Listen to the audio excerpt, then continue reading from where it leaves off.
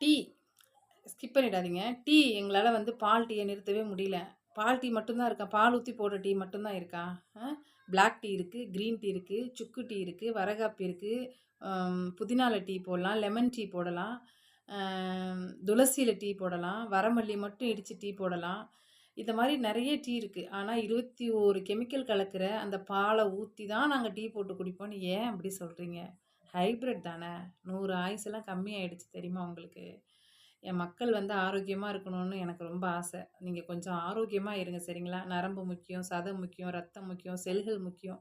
நெறைய விஷயம் இருக்கு. நம்ம உடம்பு வந்து நெறைய மூலக்கூறுகளால தான் ஆயிருக்கு சரிங்களா? தயவு செஞ்சு நெறைய செல்கள் நம்ம உடம்புல இருக்கு. செல்களால தான் நம்ம இயங்கிட்டு இருக்கோம். உயிர் எங்க இருக்குன்னு யாராலயும் சொல்ல முடியாது.